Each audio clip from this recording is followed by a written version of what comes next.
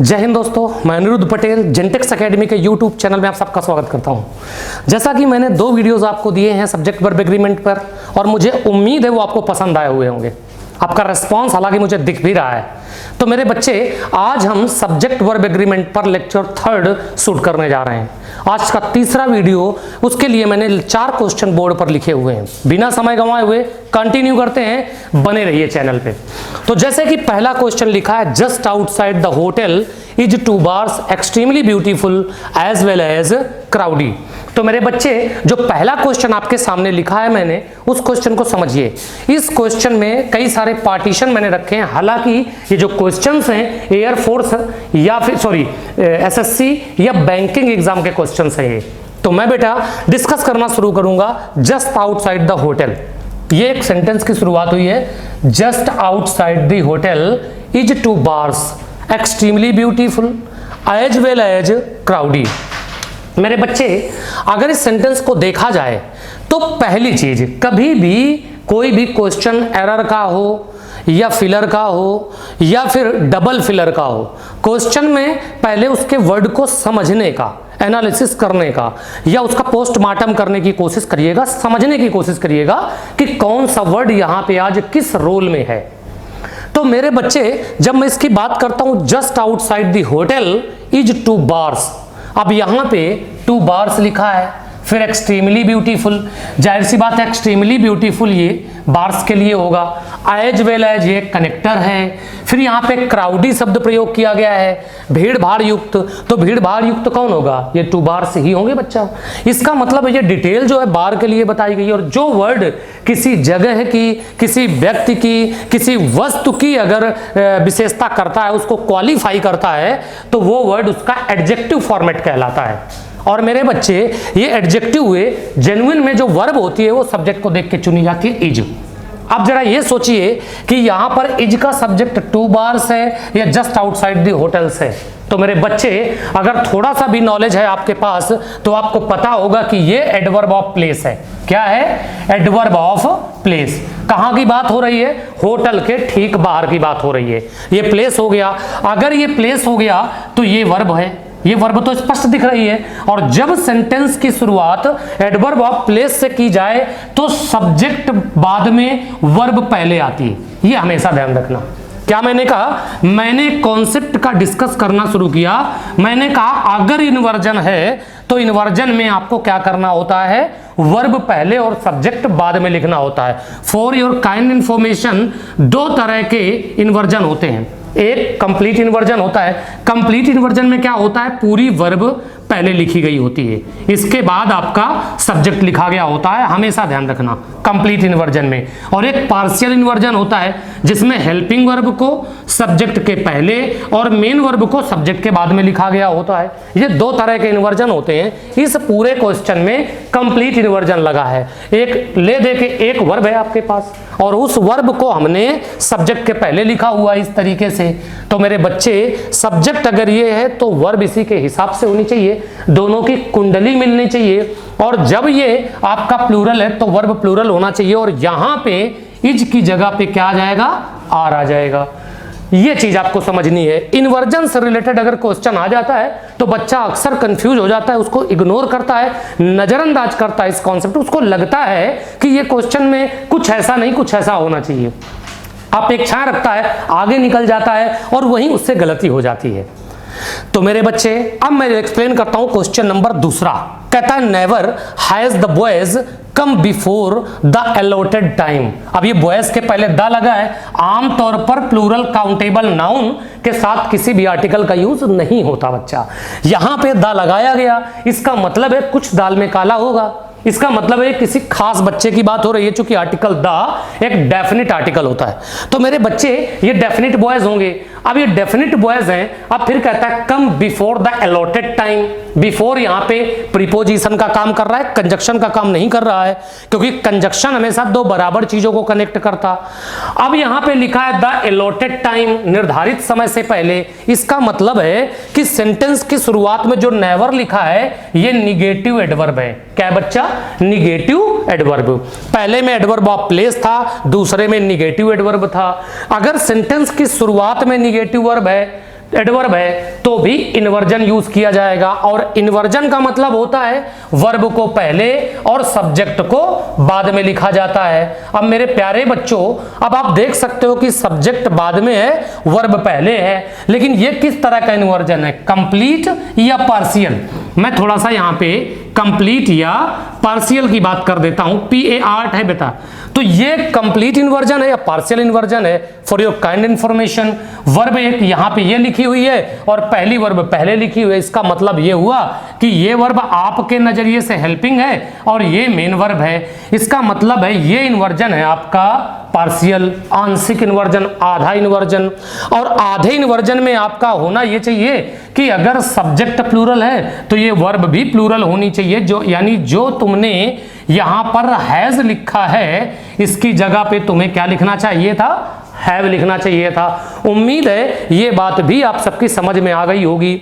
अभी तक दो बातें स्पष्ट हो चुकी हैं कि अगर सेंटेंस की शुरुआत किसी एडवर्ब ऑफ प्लेस से या निगेटिव एडवर्ब से की गई हो तो वहां पर सब्जेक्ट बाद में और वर्ब पहले आती है। अब वो डिपेंड करता है इन्वर्जन किस तरीके का है। इन्वर्जन चूंकि दो तरीके के होते हैं मुन्ना, पहला इन्वर्जन कंप्लीट होता है, दूसरा पार्शियल होता है। तो ये सिचुएशन पे डिपेंड करता है। जब हम लोग एडवर्ब वाले टॉपिक में पहुंचेंगे तो इन्वर्जन पे बहुत डिटेल में चर्चा करेंगे। अच्छा, अब मैं ले चलता हूं क्वेश्चन नंबर तीसरे की तरफ। अब जैसे ही क्वेश्चन नंबर तीसरे की तरफ हम लोग चलते हैं तो शुरुआत में लिखा है देयर। देयर मतलब होता है वहां और हियर मतलब होता है यहां। इसको जनरली तौर पे ग्रामेरियन डमी सब्जेक्ट के नाम से भी बुलाते हैं। तो मैं बताता हूं आपको, चीजों को रटिए मत, समझने की कोशिश करिएगा। ये देयर जो है ये एडवर्ब ऑफ प्लेस होता है। क्या होता है? Adverb of place. यानी एडवर्ब ऑफ प्लेस में क्या होता है बच्चा, सब्जेक्ट बाद में लिखा होता है और वर्ब पहले लिखी होती है। एक बार चेक करके देख लो ये पार्शियल इन्वर्जन है या कंप्लीट इन्वर्जन है, क्योंकि इज के अलावा दूसरी कोई वर्ब इसमें है नहीं। तो इसका मतलब है ये कंप्लीट इन्वर्जन है, इकलौती वर्ब है। हम क्या करेंगे, सब्जेक्ट अगर प्लूरल है तो इसी के अकॉर्डिंग वर्ब को भी प्लूरल कर देंगे। तो जहां पे इज लिखा है यहां पे हमारा ऑप्शन आर करेक्शन में आ जाएगा। तो मेरे बच्चे कई बार ये चीजें आपको कंफ्यूजन में डाल देती हैं। जैसे कि आप लोग कहा करते हो कि देयर लिखा है तो वर्ब हमेशा बाद वाले सब्जेक्ट पे डिपेंड करता है। ऐसा कुछ नहीं है भैया, बाद वाला सब्जेक्ट नहीं, एक्चुअली में सब्जेक्ट यही है, ये सब्जेक्ट नहीं है। जैसे इस क्वेश्चन को और बेहतर तरीके से समझाने के लिए मैंने अगला एग्जांपल रखा, here come mister Shivam Mishra to take some fruit. अब इस क्वेश्चन में देखा जाए तो सब्जेक्ट कौन है, शिवम मिश्रा, क्योंकि आने का काम शिवम मिश्रा ने किया, यानी ये सब्जेक्ट हुआ और सब्जेक्ट के अकॉर्डिंग वर्ब आनी चाहिए थी। सब्जेक्ट ये प्रॉपर नाउन है, प्रॉपर नाउन हमेशा सिंगुलर वर्ब लेता है और किसी भी आर्टिकल का समर्थन नहीं करता। तो इसका मतलब है कि ये प्रॉपर नाउन है, सिंगुलर वर्ब लेगा।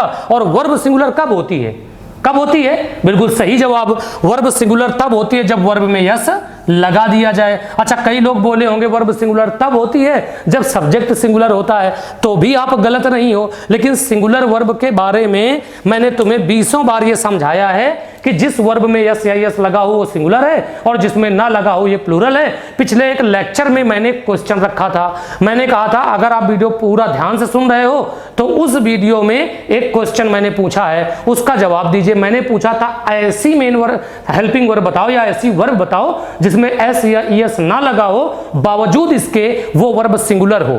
तो आपने किसी ने भी मैसेज नहीं किया मुझे, और इसका ये मतलब हुआ कि आपने वीडियो ढंग से नहीं देखा, और यही कमी है हम लोगों के अंदर। तो खैर, ये 4 क्वेश्चन मैंने यहां ये समझाने की कोशिश की सब्जेक्ट वर्ब एग्रीमेंट के अंदर कि सब्जेक्ट वर्ब एग्रीमेंट में जब इन्वर्जन आए तो कैसे चीजों को डील किया जाए। अब जो चीजें, जो आउटपुट, जो रिजल्ट हमारे तुम्हारे सामने निकल के आया वो इन्वर्जन के विषय में निकल के आया। इन्वर्जन के बारे में मैंने तुम्हें 2 पॉइंट बताए। मैंने कहा भैया इन्वर्जन 2 तरीके का होता है, एक कंप्लीट और एक पार्शियल इन्वर्जन। यहाँ पे हाल ही में मैंने कुछ बातें चर्चा की। मैंने कहा अगर किसी सेंटेंस की शुरुआत किसी भी निगेटिव एडवर्ब से करी जाए तो पहले आप हेल्पिंग वर्ब और फिर आप सब्जेक्ट और फिर आप मेन वर्ब का यूज करें। और अगर आप किसी सेंटेंस की शुरुआत एडवर्ब ऑफ प्लेस से करते हैं, एडवर्ब ऑफ प्लेस से करते हैं, तो भी वहां पे helping verb plus subject, verb plus subject का यूज करते हैं। ऐसे में जनरली आपका कंप्लीट इन्वर्जन यूज होता है और इसमें आपका पार्शियल इन्वर्जन इस्तेमाल होता है। जनरली तौर पे ऐसा होता है। ये बात आप पूरी तरह से मान के ना चलें, क्योंकि जब मैं आगे डिटेल में पढ़ाऊंगा तो उस पे इन्वर्जन पे फिर हम लोग डिस्कस करेंगे बहुत अच्छे से। तो मेरे बच्चे, ये दो तरह के इन्वर्जन मैंने आपको समझाए। मैंने कहा सेंटेंस की शुरुआत किसी निगेटिव एडवर्ब से हो। अब निगेटिव एडवर्ब में सबसे ज्यादा जो क्वेश्चन बनता है वो नेवर से बनता है आपका। जैसे कि नेवर से बन जाएगा तो बहुत लोग कंफ्यूज हो जाते हैं, उनकी नहीं समझ में आता इस तरीके का क्वेश्चन। वो नेवर को उठा के मेन वर्ब के पहले लगाने पर विश्वास करते हैं। दूसरा सेंटेंस जैसे कि आपका हार्डली से बहुत बनता है, हार्डली से, अब शायद याद आ रहा होगा आपको। दूसरा स्कार्सली से बनता है सेंटेंस, और तीसरा नो सूनर से बनता है। जरा डिक्शनरी सर्च कर लीजिए, विकिपीडिया सर्च कर लीजिए आप लोग, या फिर आप गूगल कर लीजिए, गूगल बाबा की मदद ले लीजिए। ये निगेटिव एडवर्ब होते हैं। और अब जाकर के कभी भी इतिहास के पन्ने पलट करके देखना आप, आपके सामने बातें क्या निकल के आएंगी। आपके सामने ये जहां भी क्वेश्चन शुरुआत में लिखा मिलेगा वहां आपको इन्वर्जन जरूर लिखा मिलेगा, ठीक है ना। तो अब हम लोग चलते हैं अगले पॉइंट की तरफ। अगला पॉइंट आपके सामने आता है, उससे पहले मैं आपको कुछ और चीजें समझा देता हूं। तो जैसा कि मैं बात कर रहा था, ये अगला question, what Puja does are praiseworthy. इस क्वेश्चन में देखा जाए तो दो वर्ब है। अब दो वर्ब क्या है, एक तो डज और दूसरा आर। अब यार आपको तो लग रहा होगा कि सर जी ये कैसे हो सकता है, डज भी लिखा है और आर भी लगा है। तो मेरे बच्चे, मैं आपको एक बात बता दूं कि ये डज का सब्जेक्ट तो पूजा है, आर का सब्जेक्ट आप ढूंढ लो। अब ये प्रेजवर्दी है, प्रशंसनीय है। प्रशंसनीय क्या है, पूजा।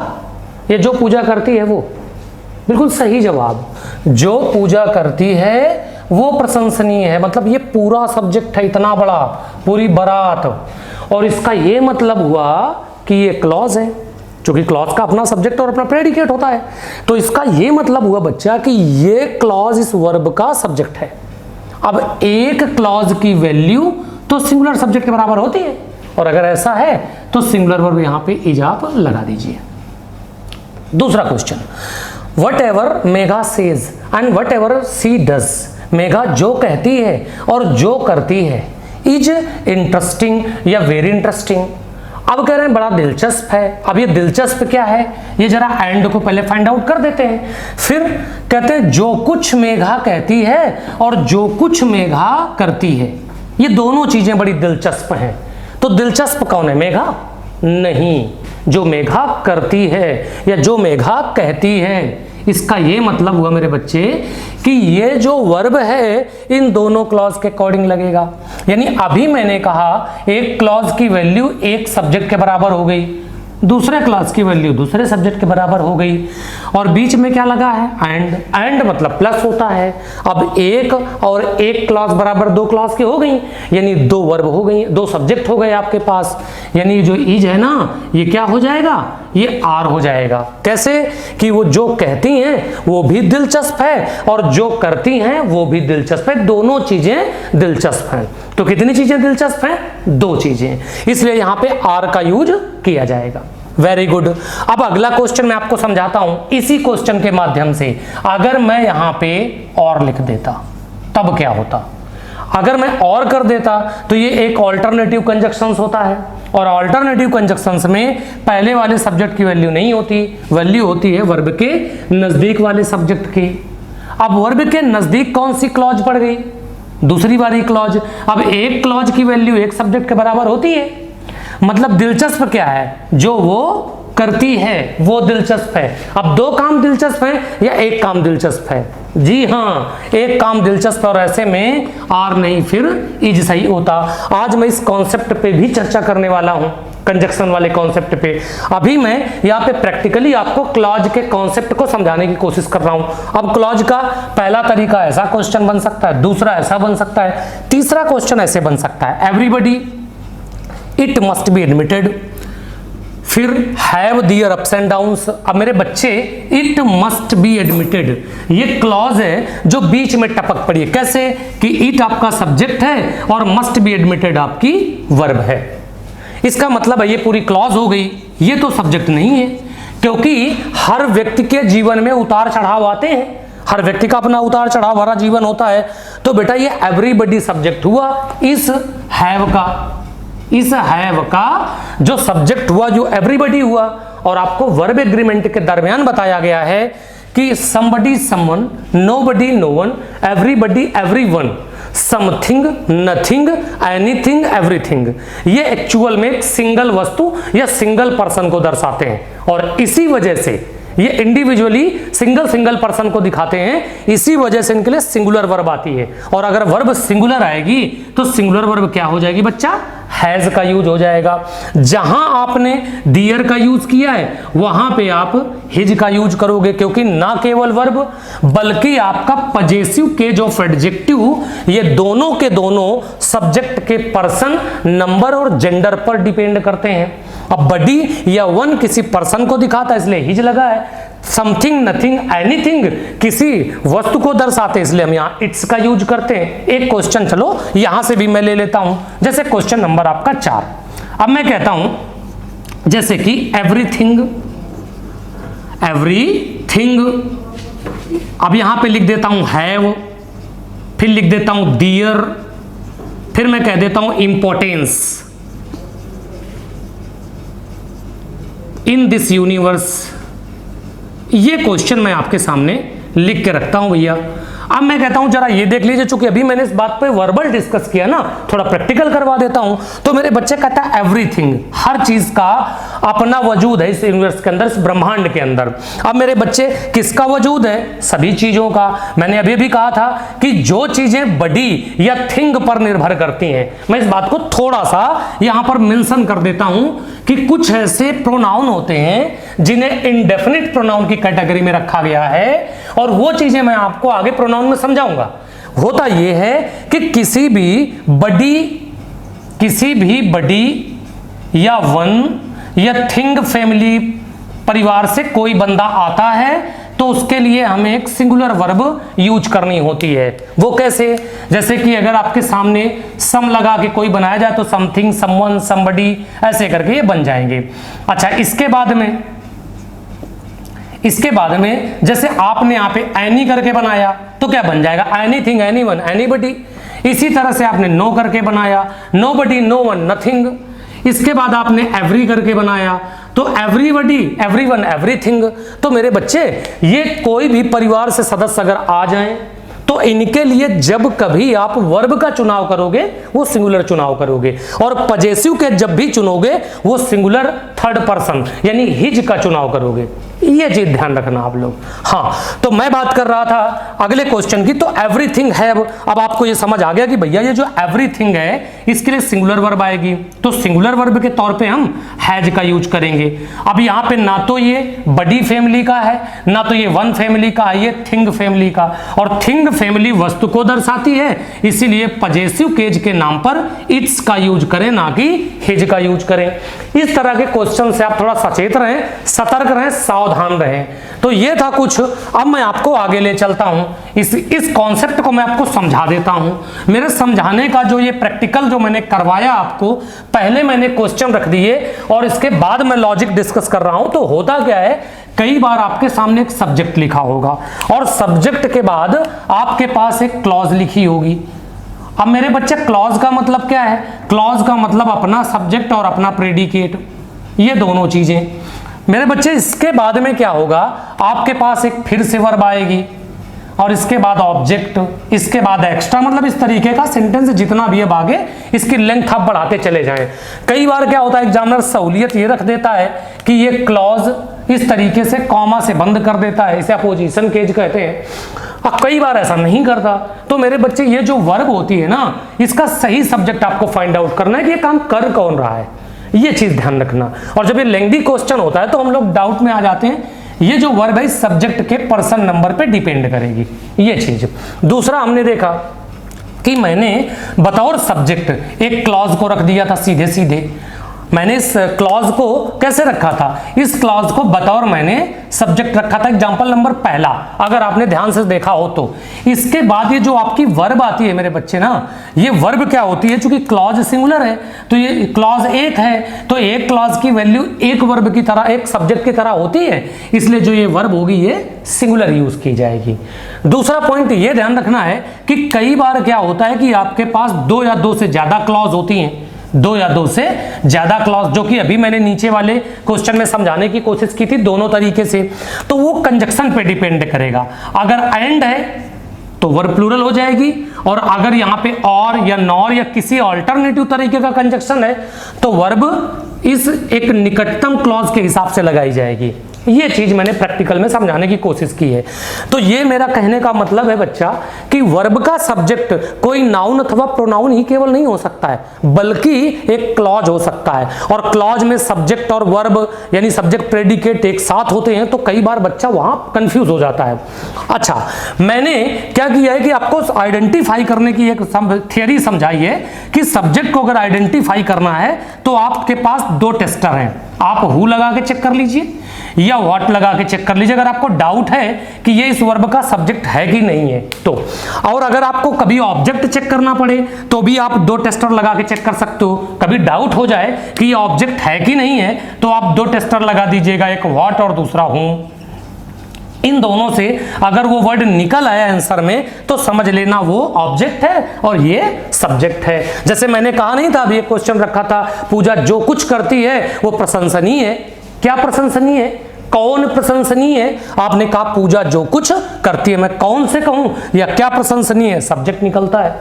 अगर ये मैं कह दूं कि मैंने आज एक सड़ा हुआ आम खाया, तो मैंने क्या खाया, सड़ा हुआ आम। तो सड़ा हुआ आम क्या खाया, सड़ा हुआ आम खाने का काम किस पे हुआ था, आम पे हुआ था, रोटेन मैंगो पर। इसका मतलब वो क्या हुआ, ऑब्जेक्ट हुआ। जैसे मैं लाइव में आपको पढ़ा रहा हूं या वीडियो आपको दिखा रहा हूं या आपको पढ़ा रहा हूं इस वीडियो में मैं, तो कौन पढ़ा रहा है, मैं पढ़ा रहा हूं। और मैं किसको पढ़ा रहा हूं, आपको पढ़ा रहा हूं।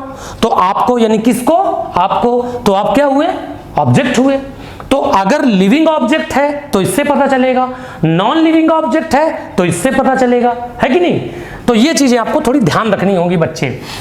तो अगले मैं पॉइंट की तरफ, अगले कॉन्सेप्ट की तरफ आपको ले चलता हूं, समझाता हूं वो क्या है। जैसे कि आपके सामने कुछ क्वेश्चंस दिखाता हूं। यहां पे क्वेश्चन क्या है, क्वेश्चन कुछ ऐसे हैं। तो जैसा कि हमारे तुम्हारे सामने ये नया कॉन्सेप्ट शुरू हो जाता है। अब इस नए कॉन्सेप्ट मेरे प्यारे बच्चे, जैसे लिखा Reema and Uday is going to Kolkata. जरा सोचो, जा कौन कौन रहा है आपके सामने, रीमा और उदय दो लोग जा रहे हैं। एंड से ये बात पता चल रही है। अब जब दो लोग जा रहे हैं तो जाहिर सी बात है वर्ब तो प्लूरल होनी चाहिए भाई मेरे, तो यहां पे क्या आ जाएगा, आर आ जाएगा, है कि नहीं भाई। एंड से दो सब्जेक्ट कनेक्ट है ना। अब जैसे एग्जांपल नंबर अगला देख लो, the director and the manager has gone home. अब इसमें कैसे पता चलेगा भाई, इसमें तो नाम से पता चल गया कि रीमा कोई और है और उदय कोई और है। एक्चुअल में इस क्वेश्चन में पता करने का एक तरीका है, डायरेक्टर और मैनेजर दोनों के पास अपना अपना डिटर्मिनर है, और ये डिटर्मिनर दोनों में तभी लगेगा जब दो अलग अलग होंगे। भाई जो चीज पहले से मान लेते हैं कि ये बोर्ड साफ है, अब मैं उसको दोबारा साफ करूंगा क्या, साफ है तो साफ है, दोबारा तो साफ नहीं करूंगा। जैसे मान लेते हैं कि मैंने एक बार खाना खा लिया, अब अभी खाना खाया, मैं सोचूं फिर खाना खाऊं, तो मैं खा सकता हूं क्या, नहीं खा सकता ना, क्योंकि अभी तो खाया हूं मैं। मेरे कहने का ये मतलब हुआ कि अगर ये अलग अलग ना होते तो दोनों आर्टिकल क्यों ले लेते भाई बार बार आर्टिकल लेने की क्या जरूरत है जब दोनों एक ही थे। इसका मतलब है कि ये दोनों अलग अलग हैं। एक राशन कार्ड पे एक ही लोगों को तो राशन मिलेगा कि फैमिली को। अब ऐसा थोड़ी ना कि वो राशन लेके पहले पापा चले जाएं और फिर आप उसी राशन कार्ड को लेके चले जाओ कि भाई हमको भी राशन चाहिए। तो ये बात, अभी ये राशन कार्ड दोनों के पास अलग अलग है, इसका मतलब ये दो अलग अलग फैमिलीज हैं। और हमने यहाँ पे क्या करना है, अगर ये दो अलग अलग फैमिलीज हैं तो वर्ब प्लूरल यूज करनी चाहिए, हाँ कि ना। लेकिन हाँ, अगर यही राशन कार्ड मैं इनका छीन लेता, अब अगर एक ही के पास राशन कार्ड है, इसका मतलब है कि ये राशन कार्ड इन दोनों का है, इससे दोनों को राशन मिलेगा। अब ये परिवार एक ही हो जाएगा, तब तो है जो सही था। लेकिन अभी चूंकि राशन कार्ड दोनों के पास अलग अलग हैं, यानी ये दो अलग अलग फैमिली के सदस्य हैं। उम्मीद है बात समझ में आ गई होगी। अगला एग्जांपल दिखाता हूं, ए ब्लैक एंड अ ब्राउन काऊ। फिर वही बात आ गई, ये काऊ है, ये ब्राउन और ब्लैक इस काऊ के बारे में है। लेकिन अगर ये काऊ एक थी तो ये दोनों के पास राशन कार्ड कैसे आ गए? दोनों के पास ये राशन कार्ड या मीट कूपन कहां से आ जाएगा भैया? इसका ये मतलब हुआ कि ये ब्लैक कोई दूसरी काऊ है और ये ब्राउन कोई दूसरी काऊ है। अब इसका ये मतलब हुआ मेरे भाई कि जब ये परिवार अलग अलग हैं तो वर्ब भी अलग अलग हो जाएगी, यानी इज की जगह पे क्या हो जाएगा बच्चे? आर का यूज हो जाएगा। उम्मीद है मेरी बात समझ आ गई होगी। अब मैं ले चलता हूं क्वेश्चन नंबर चौथे की तरफ। चौथा नंबर क्वेश्चन वही फादर और गार्जियन। मानता हूं कि ये दो लोग हैं और इनके पास अलग अलग अपने अपने राशन कार्ड है। चूंकि जो डिटरमिनर दा की वैल्यू होती है वही ए एन की वैल्यू होती है और वही वैल्यू माई की होती है। इसको भी चूंकि डिटरमिनर हम मानते हैं, कंसीडर करते हैं, तो मेरे बच्चे इसका यह मतलब हुआ कि ये दो अलग अलग फैमिलीज हैं। ये आपके माई फादर कोई और हैं और गार्जियन कोई और है। अब जब ये दो लोग हुए इसका मतलब है जहां पे इज लिखा है वहां पे क्या हो जाएगा? आर हो जाएगा। अब ठीक वही बात आ जाएगी। अब अगर आपके सामने ये बात आई कि इसका अगर कूपन छीन लो, इसका राशन कार्ड छीन लो, तो ये तो दोनों एक ही फैमिली हो जाएंगे। जी हाँ, अगर मैं यहां से माई हटा दूं तो ये जरूर हो जाएगा कि ये फादर और गार्जियन दोनों एक ही बंदे हो जाएंगे, है कि नहीं? अब मैं क्वेश्चन नंबर 5वां आपको दिखाता हूं। ये मेरी बात समझ आ रही है? मैंने कहा कि दो फैमिलीज, दोनों के अपने अपने राशन कार्ड है, अपने अपने मीट कूपन्स हैं। एक्चुअली में इंडिया के अंदर राशन कार्ड होता है, लेकिन जो वेस्टर्न कंट्रीज हैं जस्ट लाइक दैट ब्रिटेन या you can say that America या इस तरह के जो कंट्रीज होती हैं वहां पे मीट कूपन भी होता है इनके पास, है कि नहीं? तो मेरे बच्चे अब जैसे ये क्वेश्चन आ गया माई अंकल एंड आंट, अब ये वही बात आ गई कि अंकल और आंट, लेकिन कूपन तो एक के पास है, राशन कार्ड एक के पास है, तो क्या ये एक ही फैमिली हो गई? ना जी ना, यहाँ दो अलग अलग लोग हैं, ये मेल और ये फीमेल। फिर आप सोचोगे सर जी ये तो शादीशुदा हो गए, एक ही साथ हो गए। ना जी ना, यहाँ ये सब लॉजिक नहीं चलता कि वो पति पत्नी है, एक ही जोड़ा है तो एक ही मान लिया जाएगा। नहीं, यहाँ ये दोनों अलग अलग, क्योंकि यहाँ पे कोई यूनिट वर्ड यूज नहीं किया गया है ना? तो इसका ये मतलब हुआ कि हैज की जगह पे हमें हैव का यूज करना होगा। मेरे कहने का ये मतलब हुआ कि दोनों के साथ डिटरमिनर हो ना हो, मैं बाय द वे यहां अंकल एंड आंट की जगह ब्रदर एंड सिस्टर लिख देता, तब क्या होता? जरा देखो, ब्रदर और सिस्टर। तो मेरे बच्चे आपको पता है कि ये मेल है ये फीमेल है, ये दोनों एक कभी नहीं हो सकते ना, क्योंकि दोनों का जेंडर डिफर है ना? तो इस तरीके से मेरे कहने का जो मतलब निकला वो ये निकला, मैं आपको निचोड़ समझाने की पूरी कोशिश करता हूं। वो ये है कि जैसे आपके सामने दो सब्जेक्ट कनेक्शंस हैं, वहां जाने से पहले मैं आपको एक छोटा सा एग्जांपल और देना पसंद करूंगा, एक या दो एग्जांपल। जैसे कि मान लेते हैं ये क्वेश्चन लिखा हुआ है रुखसार एंड मी। अब यहां पे आर गोइंग या is going, Rukhsar and I is going to Lucknow, ये क्वेश्चन लिखा है। अब मेरे बच्चे इस क्वेश्चन को पढ़ो, इसमें मैंने दो दो सब्जेक्ट लिखे हैं, एक तो कोई लड़की का नाम है और दूसरा बोलने वाला है। अब जरा सोचो कि एंड लिखा है, अब आप सोचो कि आई के साथ एम तो नहीं लगा देंगे हम, या रुखसार के साथ इज तो नहीं लगा देंगे हम। अब ये दोनों की उहापोह की स्थिति हो जाएगी आपके सामने। अच्छा, यहां पे एक चीज मैं और फाइनली, पहले मैंने यहां मी लिखा था, वो आपको कंफ्यूज करने के लिए लिखा था, फिर मुझे लगा कि नहीं मैं इस क्वेश्चन को पहले नॉर्मली लिख के दूं आपको। मेरे बच्चे होता क्या है, कंजक्शन का काम ही यही होता है, दो बराबर वाली चीजों को जोड़ना। अगर ये सब्जेक्ट है तो इसे भी सब्जेक्ट ही होना चाहिए। मैंने अभी मी लिखा था, यही कंफ्यूजन दूर करने के लिए मैंने लिखा था, इसलिए मैंने उसको हटा दिया अभी फिलहाल के लिए। चलो खैर मैं दिखाता हूं आपको। तो मेरे बच्चे यहां पे आप ये दो लोग हैं और दो लोग हैं तो यहां वर्ब क्या आएगी? आर का प्रयोग होगा। अगर मैं इस क्वेश्चन को कुछ ऐसे लिख देता, सपोज दैट मैं लिख देता यू एंड आई, अब इधर मैं लिख देता क्लोज फ्रेंड, ये मैं लिखता। अब मेरे बच्चे मैं कहता कि अब मुझे जवाब दो कि इसमें क्या आएगा, इस एमआर में से क्या सिलेक्ट होगा। बच्चा आपको पता है कि ये एंड प्लस है, यू बोलने वाला बंदा, सॉरी यू हो गया आपका सुनने वाला यानी सेकंड पर्सन, आई मतलब आपका बोलने वाला बंदा हो गया, स्पीकर।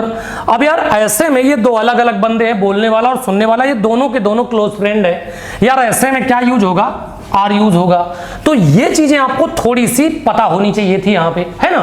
तो एंड के कॉन्सेप्ट में जो चीजें मैंने आपको समझाई वो क्या थी, एंड के कॉन्सेप्ट में जो चीजें मैंने समझाई वो क्या थी, इस मुद्दे पर हम लोग बात करते हैं। जैसे कि यहां पर मैंने आपको समझाया क्या, मैंने समझाया कि अगर दो सब्जेक्ट मतलब दो नाउन एंड नाउन, या हो सकता है यहां पे नाउन एंड प्रोनाउन, ठीक है ना, या हो सकता है आपके सामने एडजेक्टिव एंड एडजेक्टिव और फिर नाउन आया हो, है ना। इस तरीके के कॉन्सेप्ट अभी तक हमने प्रैक्टिकली समझा कि नाउन एंड नाउन का मिश्रण, नाउन प्रोनाउन का मिश्रण, एडजेक्टिव एडजेक्टिव का मिश्रण, ऐसा हो सकता है। और इनका कनेक्टर कौन होगा, इनका कनेक्टर होगा एंड। अब इसका यह मतलब हुआ मेरे बच्चे कि यहां पे नाउन वाले में तो आपको डिटरमिनर का ख्याल रखना है। डिटरमिनर इन द सेंस कि आपके सामने ए एन द, ये तो आर्टिकल्स हो गए।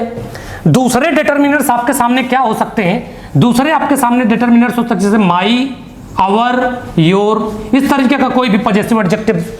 तो मेरे बच्चे अगर या तो दोनों नाउन लिखें तब तो वर्ब प्लूरल होगी, लेकिन अगर ये डिटरमिनर दोनों के साथ में या तो डिटरमिनर आ जाए तो भी वर्ब प्लूरल होगी। मेरी बात ध्यान से सुनना, मैंने कहा अगर दो नाउन एंड से जुड़े हैं नॉर्मल तौर पे तो वर्ब प्लूरल होगी, या दो नाउन एंड से जुड़े हो दोनों के साथ में कोई डिटरमिनर आया हो तो वर्ब आपकी प्लूरल कैटेगरी की आएगी।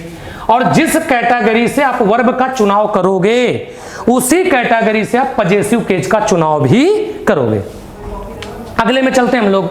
नाउन एंड प्रोनाउन लिखा है तो भैया यहां डिटरमिनर वाला कोई लॉजिक लागू नहीं करेगा, यहां सीधे वर्ब प्लूरल आ जाएगी। अब अगर एडजेक्टिव वाला कॉन्सेप्ट आता है तो यहां पे डिटरमिनर का लॉजिक जरूर यहां पे लगेगा, वो ये ए, एन या द। अगर ऐसा कुछ आता है तो आपके सामने क्या होगा भाई मेरे, ये दोनों के साथ अगर डिटरमिनर्स है, यहां पे भी डिटरमिनर आया है तो आपकी वर्ब क्या हो जाएगी भाई मेरे, प्लूरल हो जाएगी।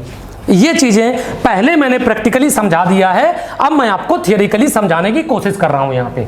तो ये चीज आपको समझनी होगी। जैसे मैंने अभी ये ब्लैक एंड ए व्हाइट काऊ का यूज किया था तो आर यूज किया, लेकिन अगर मैं उसको ऐसे लिख देता ए ब्लैक एंड व्हाइट काऊ तो फिर इज ग्रेजिंग हो जाता। मैं बातों से नहीं सीधे एग्जाम्पल आपको समझाता हूं। जैसे मैंने कहा ए, अब यहां पे दूसरा black and white cat space sitting, फिर लिखा हुआ है अंडर द टेबल, ये लिखा है आपके सामने अंडर द टेबल। अब देखिए ये ब्लैक और व्हाइट ये दोनों एडजेक्टिव हुए, इसका ये मतलब हुआ मेरे बच्चे कि डिटरमिनर तो एक में लगा, इसका मतलब है ये दोनों कैट एक ही हैं, मतलब हम क्या यूज करेंगे, इज। लेकिन अगर मैं इसी क्वेश्चन को थोड़ा सा ऑल्टर कर देता, मैं यहां पे ए और लिख देता, मैं बोलता a black and a white cat, तो बेटा अब यहां पे दो कैट हो गई। चूंकि मैंने कहा था कि दोनों को ए तभी दिया जाएगा जब ये दोनों अलग अलग होंगे, यही मैंने राशन कार्ड वाला एग्जांपल, मीट कूपन वाला एग्जांपल दिया था। तो अब इसका ये मतलब हुआ मेरे बच्चे कि ये दोनों सब्जेक्ट डिफर हो गए। इसका मतलब यहां पे इज की जगह से हटा करके हमें क्या लिखना चाहिए था, आर लिखना चाहिए था। इस कॉन्सेप्ट में मैंने ये समझाने की कोशिश करी है। नाउन प्रोनाउन वाले कॉन्सेप्ट में ये कोई भी काम नहीं करेगा, क्योंकि वहां अगर एक नाउन और एक प्रोनाउन लिखा है तो इसका मतलब है मेरे बच्चे कि वहां वो दोनों अलग अलग हैं। अब जैसे यही चीज प्रोनाउन के अंदर भी है भाई। नाउन में अगर डिटरमिनर जैसे दोनों के साथ मैंने लगाया था तो आपने वर्ब प्लूरल लगा दी थी। जैसे मैंने यहां पे कहा कि the clerk and the manager, इसका यह मतलब हुआ कि यहां पे दो बंदे अलग अलग हैं, क्लर्क कोई और है, मैनेजर कोई और है। लेकिन अगर मैं इसी को ऐसे लिख देता the clerk and the manager, मैं इसे ऐसे लिख देता अगर, तो मेरे बच्चे sorry the clerk and manager, तो डिटरमिनर का असर यहां पड़ेगा। इसलिए पड़ेगा क्योंकि क्लर्क कोई और है, मैनेजर कोई और है, जबकि यहां पर क्लर्क और मैनेजर दोनों एक ही बंदे हैं। क्योंकि अगर ये दो अलग अलग होते तो दोनों के अपने अपने राशन कार्ड होते, है कि नहीं। अच्छा, ये बात बाकी डिटरमिनर में लागू नहीं करती। जैसे मैंने यहीं पर एक एग्जांपल आपके सामने पेश किया था, वो ऐसे था, my brother and sister.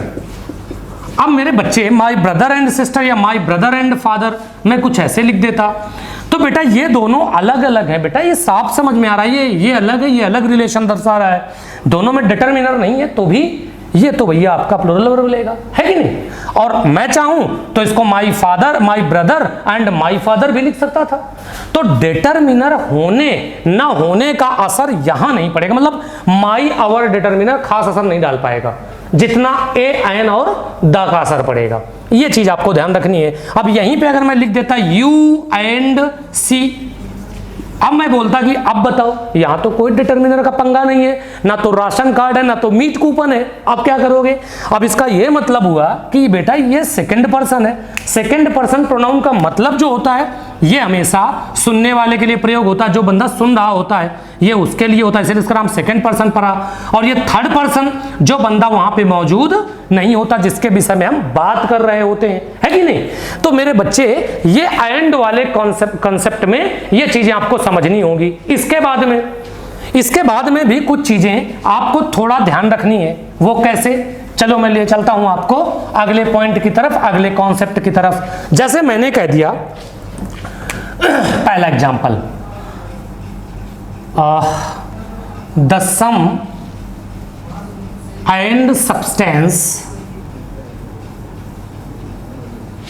Of this lesson is very interesting. ये क्वेश्चन मैंने आपके सामने रख दिया भैया।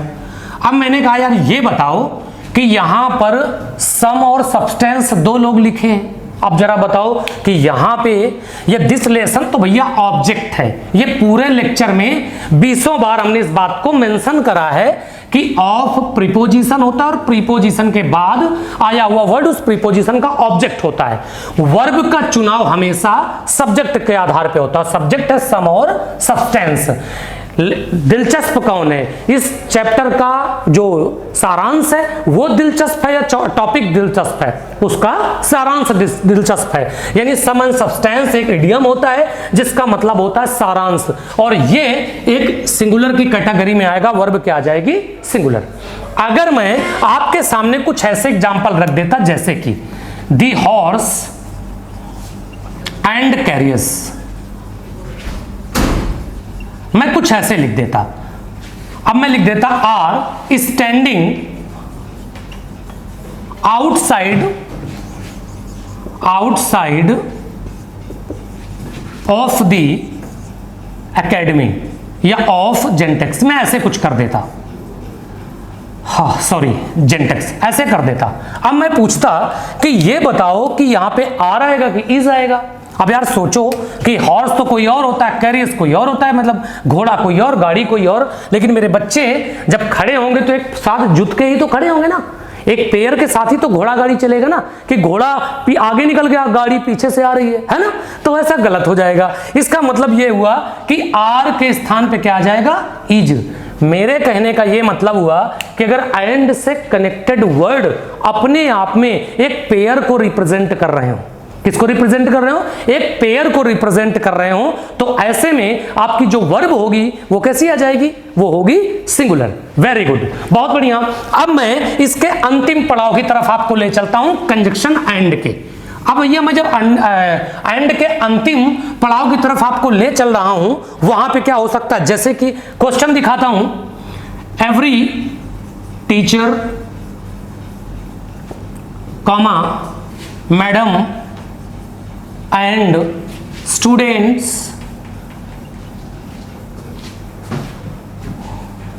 of our school is very careless about COVID-19. ये क्वेश्चन मैंने रख दिया। अब यार इसमें मैंने क्या किया, मैंने टीचर लिखा, मैडम लिखा और स्टूडेंट लिखा।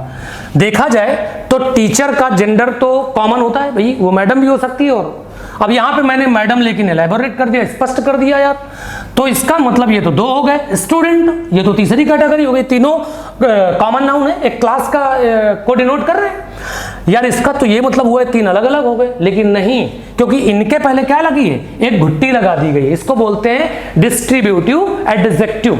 ये क्या करता है, ये सब चीजों को अलग कर देता। देखो जरा सोचो, कह रहा है कि एवरी टीचर, मैडम और स्टूडेंट हमारे स्कूल का कोविड-19 के बारे में बिल्कुल लापरवाह है।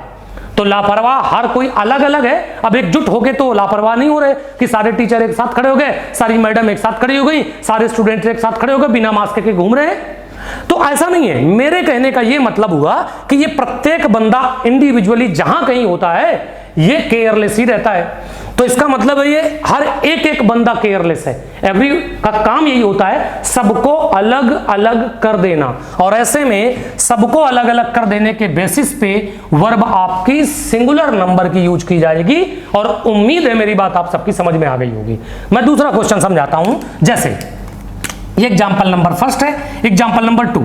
अगर मैं यहीं पे कह देता ईच, फिर ईच और फिर ईच, एक्चुअल में मैं कहना क्या चाहता हूं, each man,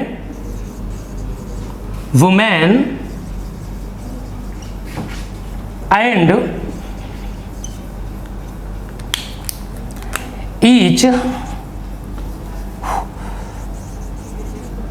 boy, each boy, इस तरीके से मैंने लिखा। अब मैं लिख दूं is ready to face challenge of life। ये क्वेश्चन मैंने रख दिया भैया। अब यार इस क्वेश्चन में मैंने थोड़ा सा परिवर्तन डाल दिया, मैंने एवरी की जगह ईच कर दिया। मेरे प्यारे बच्चे, ईच और एवरी में फर्क क्या होता है? एक्चुअल में होता क्या है, ईच का यूज आप संख्या में दो यानी 2 या मोर देन 2, दो से ज्यादा के लिए हम इसका यूज कर सकते हैं, ईच का यूज।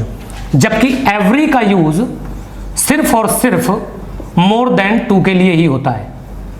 इसका यूज हमेशा मोर देन 2, मतलब 2 के साथ नहीं, बाकी सबके साथ हम एवरी का यूज करते हैं। जबकि ईच का यूज हम 2 के लिए भी कर सकते हैं और 2 से मोर के लिए भी कर सकते हैं।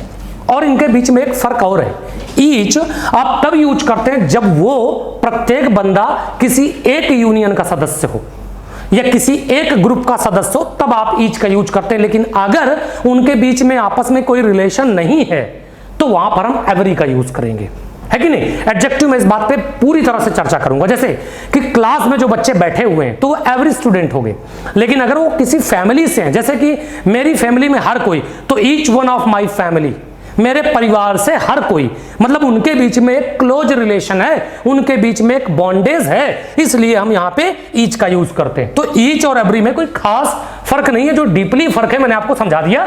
और ये चीज मैं आपको एडजेक्टिव में बहुत कायदे से समझाने वाला हूं। आगे आता हूं तो यहां पे मैन, वुमेन और बॉय, ये 3 लोगों का कनेक्शन है। और कनेक्शन का ऐसे वही से एंड से, मेरे बच्चे ऐसे में भी वर्ब आपकी क्या होगी, सिंगुलर होगी।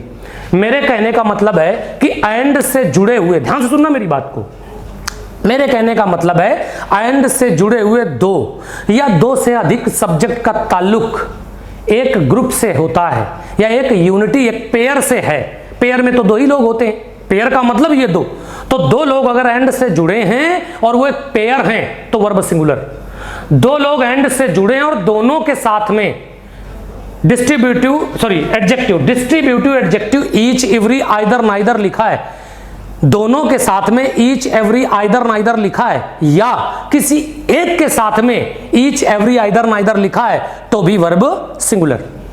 अगर 2 या 2 से ज्यादा सब्जेक्ट एंड से कनेक्ट हैं और उनमें से एक के साथ डिटरमिनर यूज हुआ है, अगर 2 सब्जेक्ट, ज्यादा मैं गलत बोल रहा हूं, अगर 2 सब्जेक्ट एंड से जुड़े हैं और दोनों में से पहले वाले के साथ में कोई भी डिटरमिनर इस्तेमाल हुआ है और वो किसी एक ही पद को दर्शा रहा है तो वर्ब सिंगुलर यूज करें।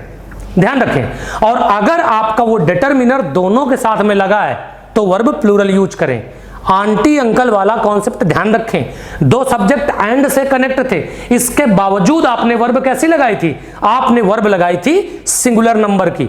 उम्मीद है मेरी बात यहां तक आप सबकी समझ में आ गई होगी। ये तो था एंड को लेकर के। अब मैं ले चलता हूं आपको दूसरे कॉन्सेप्ट की तरफ, कंजक्शन का कॉन्सेप्ट नंबर अगला। बने रहिए, समझने की बिल्कुल कोशिश करिए, प्रैक्टिकल जितना ज्यादा से ज्यादा हो सके, जो कि जैसे ही मेरा ये थियोरिकली चैप्टर खत्म होता है, थियोरिकली क्लास खत्म होती है, उसके तुरंत बाद मैं आपको बहुत सारी चीजें ऐसी प्रोवाइड करने जा रहा हूं। तो अब मैं आपके साथ बात करने जा रहा हूं ऑल्टरनेटिव कंजक्शंस को लेकर के। किसको लेकर के?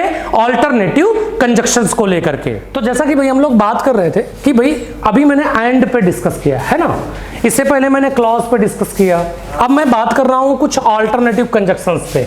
अब जैसे सारे तो ऑल्टरनेटिव नहीं है, क्योंकि जैसे नॉट ओनली बट ऑल्सो लिखा है, ये कुमुलेटिव कैटेगरी का आता है, इसकी जात दूसरी है। तुम्हें नहीं पता, मुझे पता है कि इसकी कौन सी कैटेगरी है, किस बिरादरी से है ना। तो यहाँ पे क्या होता है कि जैसे द डॉक्टर लिखा हुआ है और उसकी नर्सेस लिखी हुई है, फिर वही ऑफ वाला कॉन्सेप्ट आ गया। मैं बोल चुका हूं कि ऑफ अगर दो नाउन को कनेक्ट कर रहा है बच्चा, तो वो क्या होगा कि वो जो बाद में जो वर्ड आएगा ना, वो उस प्रीपोजिशन का ऑब्जेक्ट होगा। और वर्ब तो सब्जेक्ट के हिसाब से लगाई जाती है। अब जैसे सब्जेक्ट पे आपकी नजर जाएगी तो आपका फोकस द नर्सेस पे जाएगा और आपका फोकस द डॉक्टर पे जाएगा। अब ये डिसाइड करना है कि वर्ब किसको देख के लगाई जाएगी। जेन्युइन सब्जेक्ट कौन है? डॉक्टर साहब हैं या मैडम जी हैं? चलो घूम जाओ। तो इस सिचुएशन में जो है तो भैया मेरे नर्सेस के अकॉर्डिंग वर्ब जो सब्जेक्ट वर्ब के नजदीक होगा उसके अकॉर्डिंग वर्ब चलेगी। यानी वर्ब यहां पे लिखिए और यहां से अगर हम रिवर्स बैक गेयर डालें तो अपने नजदीक कौन पड़ेगा? द नर्सेस पड़ेगा। और इसका यह मतलब हुआ कि यहां पे आर का यूज होगा, ना कि इज का यूज होगा। यह बात आपको ध्यान रखनी है बच्चे। और अगर ये इंटेरोगेटिव होता तो फिर वर्ब यहां लिखी जाती, और अब यहां पे अगर लिखते तो अब हमें क्या करना होता? अब हमें हमारे नजदीक कौन होता? द डॉक्टर होता, तो तुम्हारा इज लिखा जाता। यह चीज विशेष ध्यान रखना है। अच्छा, क्वेश्चन नंबर दूसरा दिखाता हूं। आइदर द मैनेजर और द असिस्टेंट। अब ये दोनों चीजें लिखी गई हैं। अब मेरे बच्चे यहां पे लिखा always adverb, adverb of time, जिसे फ्रीक्वेंसी ऑफ एडवर्ब कहते हैं। अब ऐसे में हम किसके हिसाब से वर्ब चुनेंगे? असिस्टेंट्स के हिसाब से। अब मेरे बच्चे असिस्टेंट यहां पे होगा, है ना। अब यहां पे असिस्टेंट के हिसाब से जब हम वर्ब का यूज करेंगे बच्चे, तो ये सिंगुलर है कि प्लूरल है? सिंगुलर, तो वर्ब सिंगुलर आ जाएगी। और सिंगुलर वर्ब का मतलब वही वर्ब होती है जिसमें यस है यस लगा है। तो मेन वर्ब है तो उसमें यस है यस सफिक्स कर दो। तरीका वही, वाई लिखा था, वाई के पहले व्यंजन था, तो हमने वाई को हटा करके क्या किया? आई ई एस सफिक्स किया। ये चीज हमने नाउन एंड नंबर में उसे प्लूरल बनाने में यूज किया था, है ना। अब अगले क्वेश्चन की तरफ ले चलता हूं। Neither Ragini nor Rajni. अब फिर वही बात आ गई, नाइदर नॉर। यहां पे आइदर और नाइदर नॉर में एक ही फर्क है, फर्क दिखाता हूं। अब पढ़ो, आइदर और हो गया, बस केवल फर्क किसका था? वो एन सफिक्सन का फर्क था, नाइदर नॉर बन गया। वही लॉजिक आएगा, रजनी के हिसाब से वर्ब आएगी, और रजनी सिंगुलर है तो वर्ब की जगह पे क्या हो जाएगा? वाज हो जाएगा। तो ये चीज आपको समझनी है कि अगर दो सब्जेक्ट आपके ऑल्टरनेटिव कंजक्शन से कनेक्ट हो रहे हैं, अगर दो सब्जेक्ट आपके ऑल्टरनेटिव कंजक्शन से कनेक्ट हो रहे हैं, तो आपको वर्ब नजदीक वाले सब्जेक्ट के अकॉर्डिंग यूज करना होगा। अब मैं इस आइदर और नाइदर नॉर से रिलेटेड कुछ चीजें आपको समझा देता हूं। जैसे पहली बात तो एक क्वेश्चन हमने देखा कि लिखा था आइदर ऑफ द बॉयज। एक क्वेश्चन हमें ऐसे मिला था, एक क्वेश्चन हमें ऐसे मिला आइदर बॉय, और यहां पे हमें क्या मिला? आइदर बॉय और गर्ल। ये तीनों कॉन्सेप्ट समझ के चलना, इन तीनों के लिए अलग अलग कॉन्सेप्ट का यूज होता है मेरे बच्चे। इसकी जगह पे मैं अगर एन ऐड कर दूं, ऐसे बढ़ा दूं, तो ये आइदर की जगह नाइदर हो जाएगा, ये भी नाइदर हो जाएगा, ये भी नाइदर हो जाएगा, है ना। तो मेरे बच्चे ऐसे में जब यहां पे आप आ रहे हो तो आपका सब्जेक्ट तो प्लूरल है, वर्ब भी जाएगी। यहां पे सब्जेक्ट तो सिंगुलर है, वर्ब सिंगुलर आएगी। लेकिन यहां पे ये वर्ब डिसाइड करेगी किसको लग, ये सब्जेक्ट डिसाइड करेगा। गर्ल है तो इज लिखा जाएगा, गर्ल्स है तो आर लिखा जाएगा। ये तीनों चीजें समझ के चलना। इसे हम डिस्ट्रीब्यूटिव प्रोनाउन कहते हैं, इसे डिस्ट्रीब्यूटिव एडजेक्टिव कहते हैं, और इसे हम ऑल्टरनेटिव कंजक्शंस कहते हैं। मेरे बच्चे, कई बार ये क्वेश्चन ऐसे भी हो सकता है, बॉय और गर्ल। अब मैं आपको इससे रिलेटेड एक क्वेश्चन दिखाता हूं जो कि थोड़ी देर पहले मैंने करवाया था। अब जैसे मान लेता हूं यहां पे क्वेश्चन लिखा है कोमल एंड आई, सॉरी कोमल और आई। अब ये क्वेश्चन लिखा हुआ है। अब यहां पे मैं लिख देता to go to the zoo. ये क्वेश्चन आपके सामने आ गया। अब मेरे बच्चे, कोमल और आई लिखा हुआ है तो इसमें आई के अकॉर्डिंग वर्ब चलेगी, ना कि कोमल के अकॉर्डिंग। अभी एंड वाले में हम लोगों ने ऐसा नहीं किया था, ध्यान होगा। यहां पे आई के अकॉर्डिंग एम होगा। लेकिन अगर मैं इसी क्वेश्चन को ऐसे लिख देता, कोमल and I, Komal and I, और फिर मैं लिखता to go to the zoo, ऐसे लिख देता, तो मेरे बच्चे आपको पता है आपको क्या करना होता। यहां पे टू द जू है बेटा, ये टू द जू। अब यार ऐसे में अगर देखा जाए तो यहां पर ये नाउन है और ये प्रोनाउन है। यहां पर एंड कनेक्शन है दो सब्जेक्ट को लेकर के, तो वर्ब आपकी प्लूरल हो जाएगी और वर्ब क्या हो जाएगी, यहां पे आर हो जाएगा। इस तरह के कॉन्सेप्ट का विशेष ध्यान रखना, यहां पे बहुत ज्यादा गड़बड़ी होने वाली है। ये क्वेश्चन मैं ऐसे भी लिख सकता था, इस तरीके से, आइदर कोमल और आई, तो भी सेम लॉजिक इस्तेमाल होगा। तो ये चीजें आपको थोड़ी सी समझने होंगी और इनको आपको बिल्कुल बराबर लेके चलना होगा। अब जैसे मैं क्वेश्चन लिख देता हूं, राधा और हर ब्रदर्स हैज टेकन डिनर। ये क्वेश्चन मैं आपके सामने रख देता। अब इस क्वेश्चन को देख करके अगर चला जाए तो मेरे बच्चे, यहां पर हर ब्रदर्स भी और राधा भी है, तो वर्ब जो हैज चुना जाएगा वो किसके हिसाब से चुना जाएगा, हर ब्रदर्स के हिसाब से चुना जाएगा। ये चूंकि प्लूरल है तो वर्ब प्लूरल हो जाएगी। हैज की जगह पे हम क्या यूज कर देंगे, हैज की जगह हम हैव का यूज कर देंगे। तो ये चीजें आपको थोड़ा सा समझना है और कंटिन्यू रखना है इन चीजों को। अभी कुछ एग्जांपल्स मैंने बोर्ड पे रखे हुए हैं, जैसे कि each of the ministers were involved in the corruption.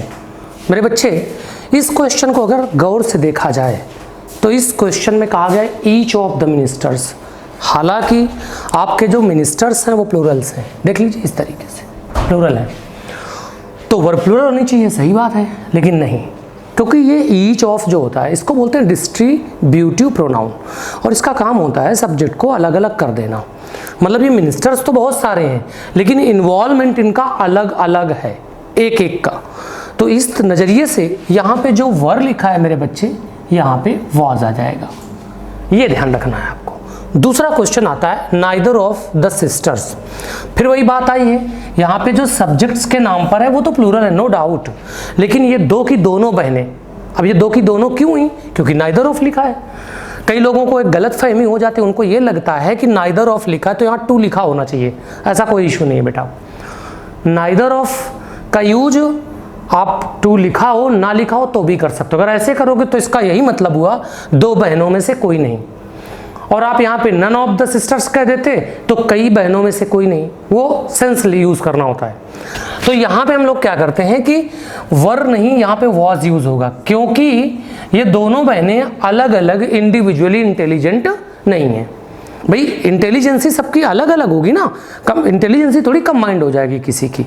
तो ये चीज़ थोड़ा सा जैसे आइदर ऑफ द रोड्स, मेरे बच्चे अब यहाँ पे दो में से कोई एक road, either of the roads, इसका मतलब ये हुआ।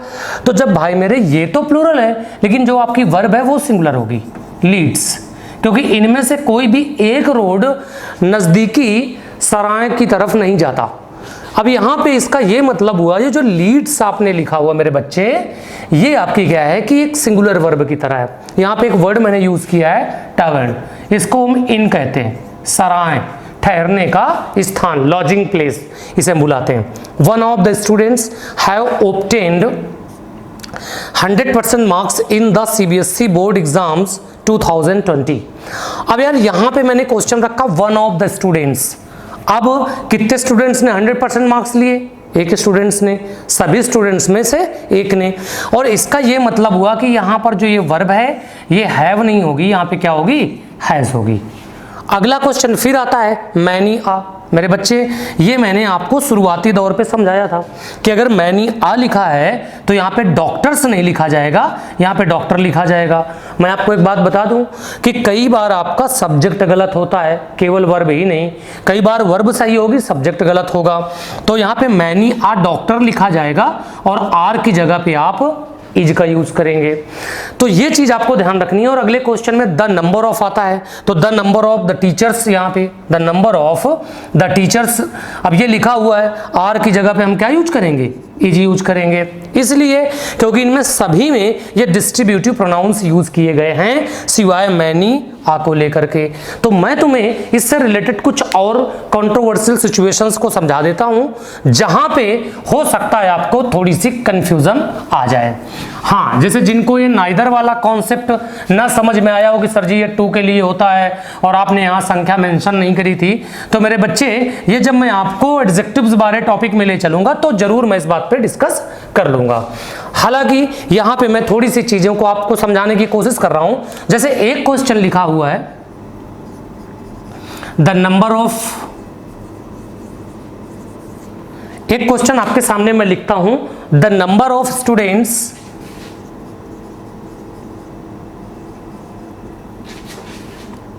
Is greater than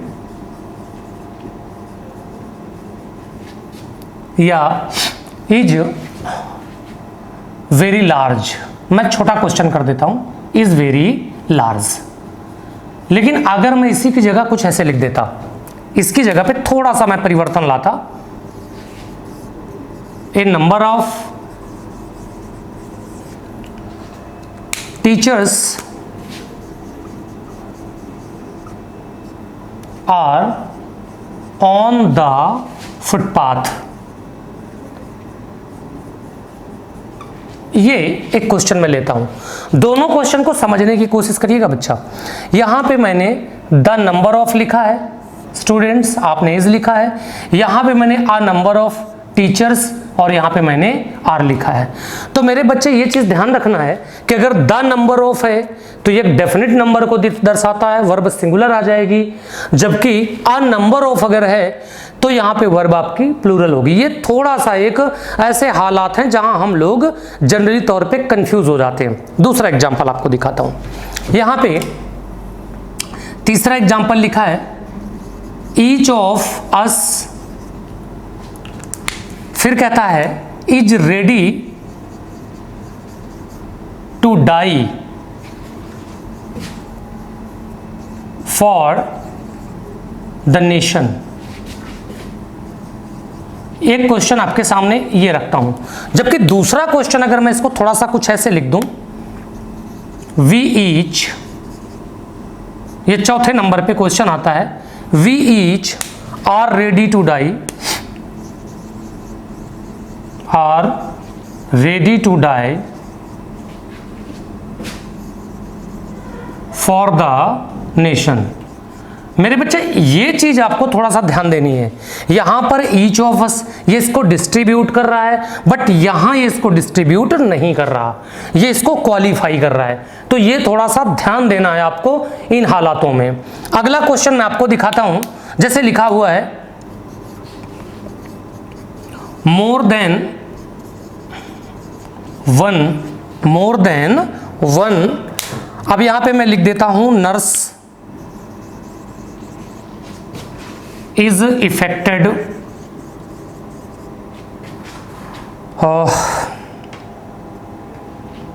with corona या कोविड-19। इस तरीके से मैं रख देता हूं आपके सामने कि more than one nurse is affected with कोविड-19। जबकि अगर मैं इस क्वेश्चन को थोड़ा सा ऐसे लिख देता, अगर मान लेता हूं मोर nurses than one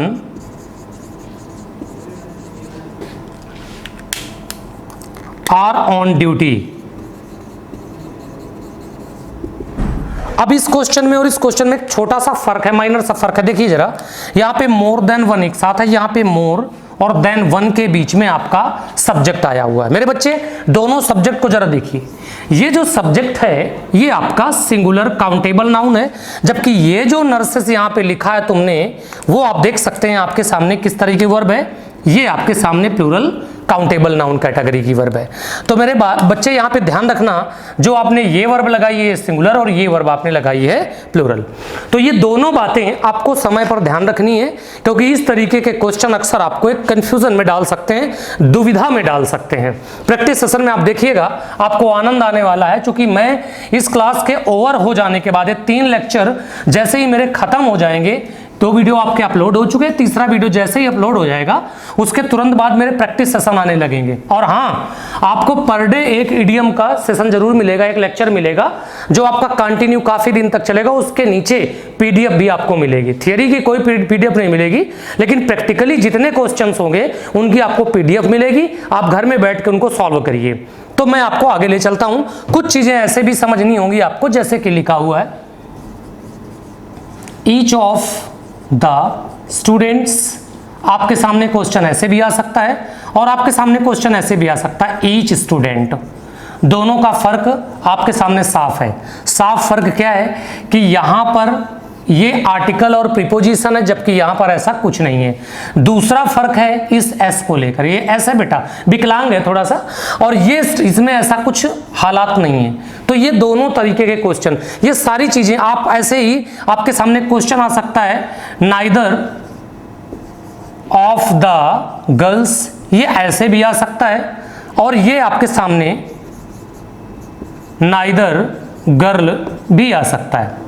ये दोनों तरीके के क्वेश्चंस आ सकते हैं। यहां पे आप देख सकते हो ये, और यहां पे आपके सामने गर्ल सिंगुलर है जबकि ये गर्ल्स प्लूरल है। दोनों के साथ सिंगुलर वर्ब ही आएगी। इसको हम डिस्ट्रीब्यूटिव एडजेक्टिव प्रोनाउन बुलाते हैं और इनको हम डिस्ट्रीब्यूटिव एडजेक्टिव्स बुलाते हैं। सेम यही सिचुएशन अगर आपके सामने सपोज दैट लिखा है वन ऑफ द टीचर्स, गौर करिएगा जो थोड़ा सा, वन ऑफ द टीचर्स, लेकिन अगर मैं इसको ऐसे लिख दूं वन टीचर, तो मेरे बच्चे ये दोनों बातें ध्यान रखना। यहां पे ऑफ द के साथ में टीचर्स अपने आप में प्लूरल है और यहां पे टीचर अपने आप में सिंगुलर है। ये डिस्ट्रीब्यूटिव प्रोनाउन है जबकि ये डिस्ट्रीब्यूटिव एडजेक्टिव है। तो इस तरह के कॉन्सेप्ट से आप बिल्कुल कंफ्यूज मत होइएगा। ये आप समझिएगा कि दोनों ही हालातों में किसी भी तरह का डिस्ट्रीब्यूटिव प्रोनाउन या एडजेक्टिव इस्तेमाल हुआ है, उसके लिए आपको एक सिंगुलर वर्ब का इस्तेमाल करना है, ये ध्यान रखना। और कई बार यहाँ पे आपसे पजेसिव केस भी पूछ लिया जाएगा, जैसे each of the students is doing. अब यहाँ पे आ जाएगा देयर वर्क। ये मैं अगर क्वेश्चन आपको दे देता हूं करने के लिए कि भाई इसको करो, तो मेरे बच्चे ये जिस तरीके से वर्ब चुनी जाती है वैसे ही पजेसिव चुना जाता है। पजेसिव यहाँ पे हिज या हर का चुनाव करोगे, प्लूरल चुनाव नहीं करोगे। तो इस चीज का भी ध्यान रखना। ये प्रोनाउन में भी आपको थोड़ा सा पढ़ने को मिलेगा और एडजेक्टिव्स में भी थोड़ा सा इसको मैं डिस्कस करूंगा, तो अलर्ट रहिएगा। जैसे मैं लिख दूं ईच स्टूडेंट, तो यहाँ पे each student was taking space breakfast. ये क्वेश्चन आपके सामने आता है। अब मैं ऑप्शन आपको देता हूं कि भाई हिज यूज करोगे, हर यूज करोगे, या दियर यूज करोगे, या इट्स यूज करोगे। तो मेरे बच्चे स्टूडेंट जो होता है ना, ये कॉमन जेंडर होता है। कैसा जेंडर होता है? कॉमन। मतलब ये मेल भी हो सकता है, फीमेल भी हो सकता है कि नहीं? और अगर ऐसा है तो आपका हिज भी हो सकता है और हर भी हो सकता है। एक तो दोनों ऑप्शन होंगे नहीं, और अगर है तो जो पहले ऑप्शन में मिल जाए उसी को टिक कर दो। अगर पहले, फिर ये डिपेंड करता है एग्जामिनर ने किस तरीके से इसको कंसीडर किया है। हालांकि ये रीजनिंग नहीं है, ये इंग्लिश है। रीजनिंग में क्या होता है कि कई बार कुछ टॉपिक्स ऐसे होते हैं, वो डिपेंड करता है कि वहां पर एग्जामिनर का थिंकिंग का जो विचार जो उसके व्यूज थे वो क्या थे, वो किस पॉइंट ऑफ व्यू से उसने क्वेश्चन रखा था, वो एग्जामिनर पर डिपेंड करता है। इंग्लिश में ऐसा नहीं है, बहुत कम केसेस में ऐसा देखने को मिलता है आपको, समझ रहे हो आप? तो ये सब्जेक्ट वर्ब एग्रीमेंट में ये चीजें आपको थोड़ी सी ध्यान रखनी है कि आपके सामने सब्जेक्ट लिखा है और इस सब्जेक्ट के पहले मेरे बच्चे जैसे ईच ऑफ लिखा है, जैसे आइदर ऑफ लिखा है, जैसे मेरे बच्चे नाइदर ऑफ लिखा है, नाइदर ऑफ, ठीक है ना? और जैसे बच्चे यहाँ पे नन ऑफ लिखा है, नन ऑफ, या मेरे बच्चे यहां पे वन ऑफ लिखा है, वन ऑफ, या हो सकता है एवरी वन ऑफ लिखा है। कैसे लिखा है? Every one of. तो मेरे बच्चे ऐसे में क्या होता है ना, ये सब्जेक्ट तो आपका प्लूरल होगा, नो डाउट, सब्जेक्ट तो आपका प्लूरल होगा, लेकिन वर्ब क्या होगी? वो सिंगुलर होगी। वर्ब कैसी होगी? सिंगुलर होगी। एक दो जगह पे हमें कंफ्यूजन हो जाती है, जैसे कि आपके सामने अगर सब्जेक्ट से पहले मोर देन वन लिखा है, मोर देन वन, और दूसरे में लिखा है मोर सब्जेक्ट, ये मैं हटा देता हूं, मोर सब्जेक्ट देन वन लिखा है, दोनों कॉन्सेप्ट में समझना। अगर ये लिखा है तो आपका सब्जेक्ट, जो यहां पे सब्जेक्ट लिखा है ये सब्जेक्ट प्लूरल हो जाएगा, सब्जेक्ट प्लूरल हो जाएगा, और इसके साथ की वर्ब भी प्लूरल हो जाएगी। लेकिन अगर यहां पे मोर देन वन लिखा है तो आपका सब्जेक्ट आपका सिंगुलर होगा, और साथ की जो वर्ब होगी वो कैसी होगी? वो भी सिंगुलर हो जाएगी। तो ये दोनों कॉन्सेप्ट में थोड़ा ध्यान रखना। प्रैक्टिकली अभी मैंने क्वेश्चंस रखे थे मेरे बच्चे। इसके बाद में दूसरी कंफ्यूजन आपके सामने कहां आने वाली है? एक्चुअल में कुछ लोग, जो देखो मैं कई बार बोल चुका हूं भैया, जो पागल होते हैं वही इतिहास रचते हैं, होशियार तो सिर्फ इतिहास पढ़ने में समय गुजारते हैं, है ना।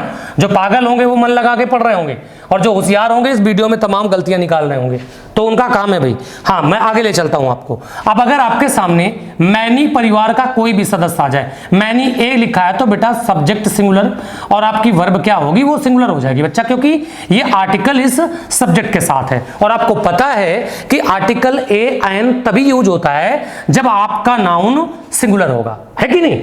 तो बेटा इसके साथ में वर्ब सिंगुलर होगी। बाकी आप किसी भी मैनी परिवार के सदस्य को ले आइए, यहीं पर ए मैनी में लिख देता, या केवल मैं मैनी लिख देता, या ए गुड मैनी लिख देता, ए गुड मैनी, या अ ग्रेट मैनी लिख देता, जो भी लिख देता। मेरे बच्चे अब मुझे बताइए, ए किसके साथ है? मैनी के साथ में है। ए गुड किसके साथ है? मैनी के साथ में है। अब इसका ये मतलब हुआ मेरे बच्चे, यहाँ पे जो सब्जेक्ट है वो कैसा आएगा? वो प्लूरल आएगा, और इन हालातों में आपकी जो वर्ब आएगी वो कैसी आएगी? वो भी मेरे बच्चे प्लूरल आएगी। तो ये दोनों कॉन्सेप्ट आपको बहुत ध्यान रखना है। अभी मैंने प्रैक्टिकली कुछ क्वेश्चन समझाने की कोशिश करी थी, मैनी ए लिखा था, ए मैनी वाला कॉन्सेप्ट मैंने नहीं लिखा था। अच्छा, ये चीज हो गई। इसके बाद में दूसरी जो प्रॉब्लम आपके सामने चैलेंजिंग मुद्दा होगा वो ये होगा कि जैसे आपके सामने द नंबर ऑफ लिखा है, द नंबर ऑफ, तो सब्जेक्ट को भूल जाओ, सब्जेक्ट कैसा, डजंट मैटर, आपकी जो वर्ब होगी मेरे बच्चे वो सिंगुलर होगी। लेकिन अगर आपने यहां पे अ नंबर ऑफ का यूज किया मेरे बच्चे, अ नंबर ऑफ, तो मेरे बच्चे ये सब्जेक्ट के साथ में जो वर्ब आएगी ना मेरे बच्चे वो प्लूरल आ जाएगी। तो ये बात आपको ध्यान में रखनी है। ये दोनों कंफ्यूजन पॉइंट है, ये वो पॉइंट है जहां से आपसे गलतियां होने की संभावना प्रबल है। थोड़ा सा ध्यान रखिएगा। प्रैक्टिकल में मैं और बेहतरीन चर्चा करूंगा, प्रैक्टिकल में और चीजें समझ में आएंगी। हालांकि मैंने इन सारे प्रैक्टिकल्स आपको सभी के सभी प्रैक्टिकल समझा दिए हैं। तो ये था मुद्दा डिस्ट्रीब्यूटिव प्रोनाउन या डिस्ट्रीब्यूटिव एडजेक्टिव को लेकर के। अगर इन दोनों में से कोई भी सब्जेक्ट के पहले लिखा है तो ऐसे में आपकी जो वर्ब होगी वो सिंगुलर कैटेगरी की आ जाएगी। अब मैं आपको दूसरा क्वेश्चन दिखाता हूं। दूसरा क्वेश्चन है, जैसे कि मान लेता हूं यहां पे लिखा ऋतु एज वेल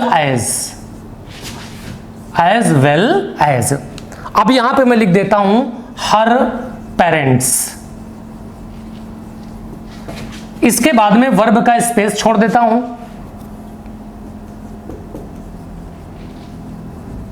ये क्वेश्चन आपके सामने मैं लिख देता हूं, इन द होम या इन हर होम, या मैं ऐसे कर देता हूं इन द बिल्डिंग, यहां पे कर देता हूं बिल्डिंग, ये ऐसे कर देता हूं। अब इसके बाद में दूसरा क्वेश्चन आपके सामने लिखता हूं, रोहित शर्मा, अब फिर रेदर देन अदर क्रिकेटर्स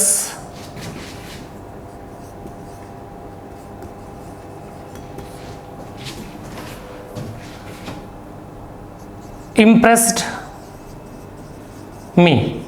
एक क्वेश्चन आपके सामने ये लिख देता हूं। तीसरा क्वेश्चन मैं आपको लिख के दिखाता हूं। तीसरा question, Neha among her friends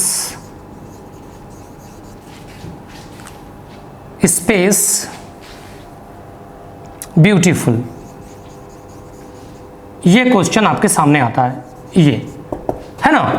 इसके बाद अगला क्वेश्चन मैं दिखाता हूं आपको, चौथा नंबर। यहां पे Rajesh along with his friends space to the USA। ये क्वेश्चन मैंने आपके सामने रखे हुए, 4 क्वेश्चन। अब इन 4 क्वेश्चंस में जो मेरे बच्चे आपके सामने, जैसे मैंने यहाँ पे Ritu as well as her friends लिखा है, हर पेरेंट्स लिखा है यहाँ पे, ये मैं थोड़ा सा हाइलाइटर की तरह से पेन का इस्तेमाल कर लेता हूँ। यहाँ पे जैसे अमंग है आपके सामने, तो इनको मैं थोड़ा सा इस तरीके से कर लेता हूँ। अब मेरे बच्चे यहाँ पे जैसे एज वेल एज लिखा है, यहाँ पे रेदर देन लिखा है, तो होता क्या है बेटा, ये जो एज और एज है ये कंपैरेटिव वर्ड है। कंपैरेटिव, जैसे देन है ये कंपैरेटिव वर्ड है। हाँ, ये बात अलग है कि एज के साथ में जो डिग्री आती है वो पॉजिटिव आती है, जबकि देन के साथ में जो डिग्री आती है वो कंपैरेटिव आती है। ये एक छोटा सा फर्क है, जैसे एज माने उतना जितना की, ऐसा कुछ होता है। तो मेरे बच्चे यहाँ पे एक्चुअल में जो पेरेंट्स है ना, ये ऑब्जेक्ट है, एक्चुअल सब्जेक्ट यहाँ ऋतु है।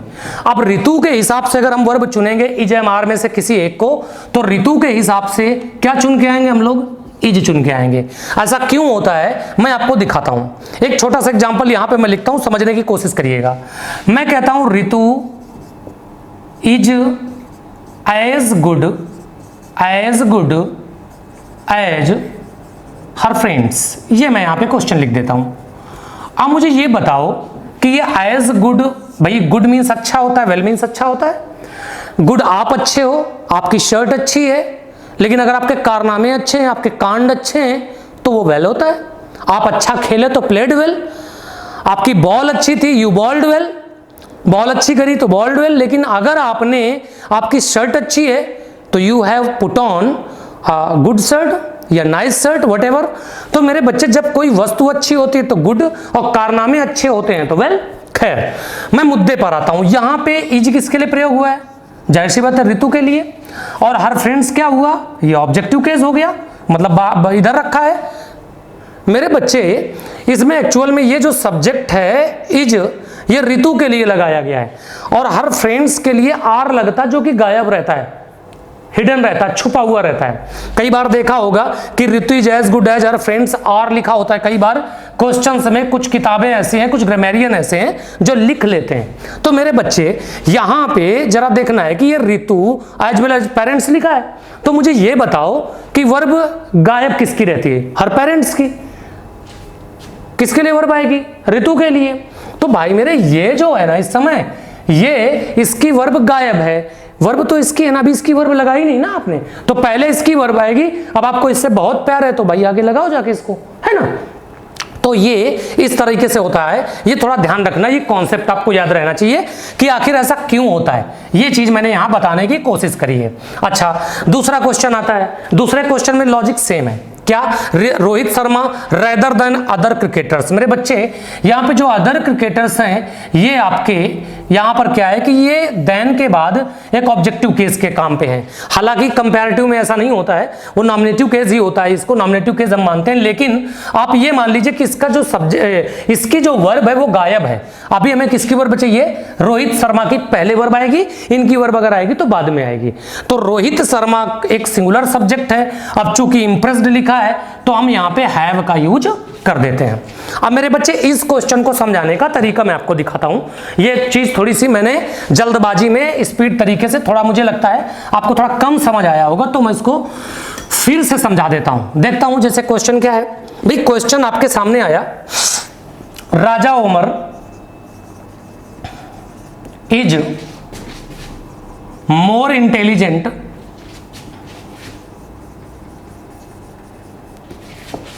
Then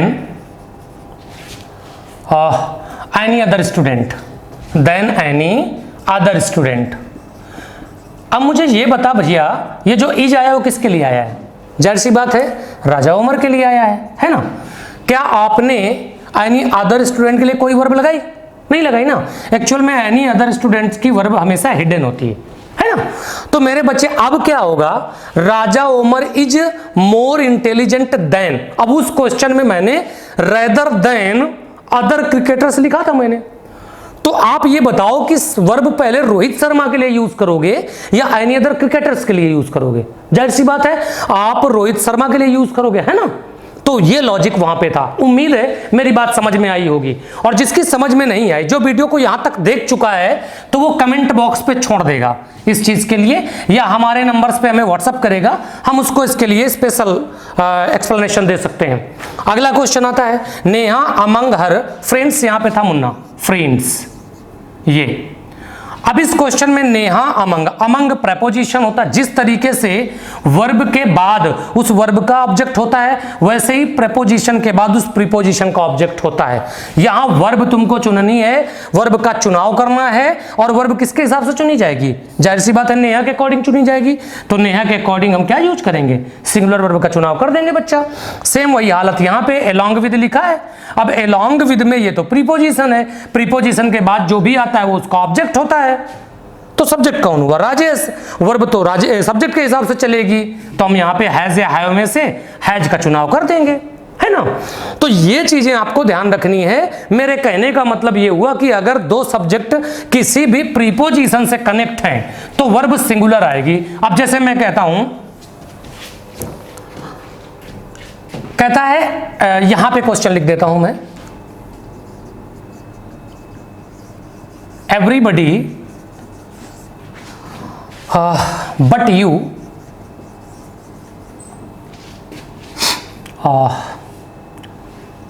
enjoying the party,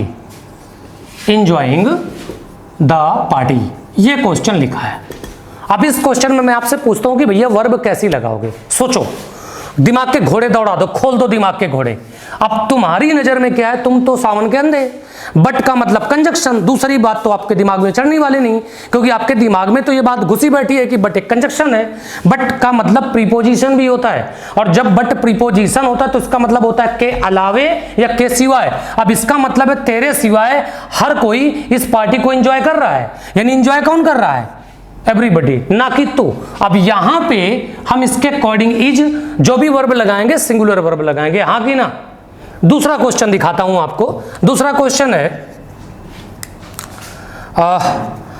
I like you are an engineer, या मैं कह देता हूं अ टीचर, ये लिख देता हूं मैं ऐसे करके। अब कहता है कि I like you are a teacher. अब इस क्वेश्चन में जैसे ही लाइक की बात आती है तो तुम लोग, पता है सिंपल सी बात है, लाइक मीन्स पसंद करना, है ना? इसके अलावा दूसरा मतलब तो तुमको समझ में नहीं आएगा, क्योंकि तुमको तो भैया आई लव यू समझ में आएगा, दूसरी भाषा तो समझ में आती नहीं है। अब मेरे बच्चे यहां पे जो लाइक है मतलब के जैसा भी होता है, लाइक के जैसा भी होता है। सिमिली आपने पढ़ा होगा इंटरमीडिएट में, like so as are use for comparison. यहां लाइक कंपेयर किया गया है और ये इसका ऑब्जेक्ट है। इस वर्ब का सब्जेक्ट ये आई है। अब आई के साथ अगर आर आता है तो लगा लो, आपके मुंह में घी शक्कर लगा लो। लेकिन आपको पता है कि जब लाइक एक प्रीपोजिशन है तो प्रीपोजिशन के बाद हमेशा उसका ऑब्जेक्ट आता है। यानी आई की जो वर्ब है वो आर नहीं, आई के साथ हमें कौन आएगा? एम का यूज होगा। तो ये चीजें यार आपको जरूर ध्यान रखनी होगी बच्चा। यहां हम लोग अक्सर कंफ्यूज हो जाते हैं, है ना? तो इस तरीके के क्वेश्चंस में मैं थोड़ा सा आउटलाइन बना के आपको दे देता हूं, उसको थोड़ा सा आप पढ़ लीजिएगा। मैं रटा नहीं रहा हूं, कॉन्सेप्ट समझाने के साथ साथ मैं आपको दायरे भी बता रहा हूं कि क्वेश्चन पूछा कहां से जाएगा।